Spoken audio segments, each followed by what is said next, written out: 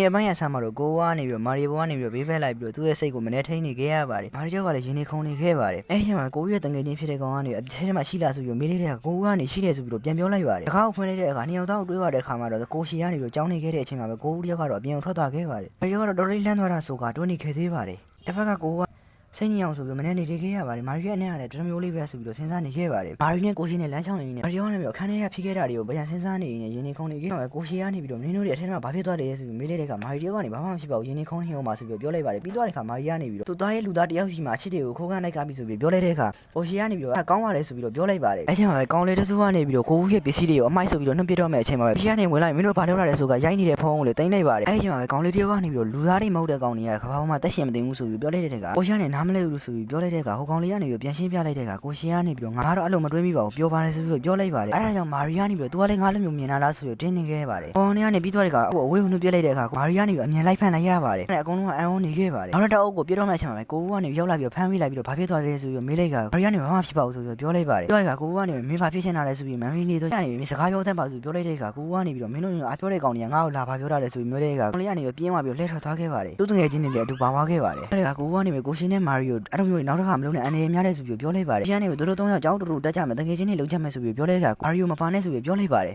ရှင်းနေပြီးဘာလို့လဲဆိုပြီးမေးလိုက်တဲ့အခါအဲ့ဒါနဲ့ကိုဦးကစတစ်ခုရှိလို့ဆိုပြီးပြောလိုက်ပါတယ်အဲ့တော့မာရီကနေပြီးအကြောင်းတွေကိုပြန်တွင်းနေနေအဲ့ဒါကိုလာဆိုပြီးစဉ်းစားနေခဲ့ပါတယ်စာတင်နေချိန်မှာတော့ကိုရှေကနေပြီးကြောင်းစင်းရဲ့ငါးအိမ်ကိုလာခဲ့ဆိုပြီးပြောလိုက်ပါတယ်အဲ့တော့ကတော့သူကိုဦးနဲ့အတူနေချင်းပြင်မဲ့ဘာလို့နေရင်တစ်ခုကချားနေတာလဲဆိုပြီးစဉ်းစားနေခဲ့ပါတယ်ဒီနေ့ကြောင်းစင်းချင်းကိုရောက်တဲ့အခါကိုရှင်းရဲ့အိမ်မှာတော့ကိုဦးကနေပြီးတော့သူဘာကြောင့်မာရီနဲ့အတူမနေချင်တဲ့အကြောင်းကိုပြောပြလာခဲ့ပါတယ်ပြီးသွားတဲ့အခါမှာတော့ကိုရှေကနေပြီးတော့မင်းတို့နှစ်ယောက်ကိုဒီခန်းထဲမှာထည့်ထားမယ်ဆိုပြီးပြောလိုက်ပါတယ်အဲ့ကိုကနေမင်းနောက်ဆက်မဟုတ်ဘူးဆိုပြောလိုက်ပြီးမာရီကနေပြီးတော့သူတို့ရဲ့အတူဆက်ဆက်ကြည့်ရအောင်ဆိုပြီးပြောလိုက်ပါတယ်ကိုဦးကနေပြီးတော့ကိုရှေမန်ဖီလာတဲ့အတန်ကြားရနေတဲ့တကားကိုအမြန်ဖွင့်လိုက်ပါဆိုပြီးပြောလိုက်ပါတယ်ကိုရှေကနေငါ့ကိုစိတ်ချထားဆိုပြီးပြန်ပြောလိုက်ပါတယ်ပြီးသွားတဲ့အခါနှစ်ယောက်သားကနေပြီးလက်တွေကင်ပါးတွေကင်ပြီးတော့ခေါင်းလေးပါအတူတူပို့နေခဲ့သေးပါတယ်အဲ့မှာတော့ရုတ်တရက်ကြီးကိုဦးရဲ့စိတ်ထဲမှာတခုခုခံစားလာခဲ့ရမရတော့ဘူးကွာဆိုပြီးတဲ့အန်နဲ့ဆောင်းဝိုင်းချိုးတာပဲဆိုပြီးမာရီကိုလှည့်ချလိုက်ပါတယ်မာရီကတော့ငါမားတာပါဆိုပြီးပြောနေခဲ့တဲ့အချိန်မှာကိုဦးကနေပြီးတော့မာရီရဲ့ level ရှက်နေခဲ့ပါတယ်မာရီကနေစိတ်ကိုအေးစေးထားလိုက်ပြီးတော့ကိုဦးကိုတွန်းလိုက်ကတို့တွေတေချာဆန်းဆန်းလို့ရမှာပါပြီးတော့တေချာစိတ်ထိန်နိုင်ပါတယ်ဆိုပြီးတော့ပြောအားပေးနေခဲ့ပါတယ်ပြီးကနေပြီးတော့တခါကိုအမြန်ဖွင့်ပြီးဝင်လာတဲ့အချိန်မှာနှစ်ယောက်သားကတော့အေးစေးဖြစ်နေခဲ့ပါတယ်ကိုဦးကနေပြီးမင်းနောက်ကြောက်သွားလို့ဆိုကပြောနေတဲ့အခါကိုရှီကနေပြီးတောင်းကနေခဲ့ရပါတယ်တော့က3လစာအဆင်ပြေသွားခဲ့ပြီးတော့ကိုဦးနဲ့ကိုရှီစောနေတာကိုကြည့်နေနေမာရီတယောက်ကတော့စိတ်ထဲမှာတခုခုဖြစ်သွားခဲ့နေဒီပိုင်းလေးကတော့ဒီမှာနေစသိမ်းသွားခဲ့ပါတယ်ဗျ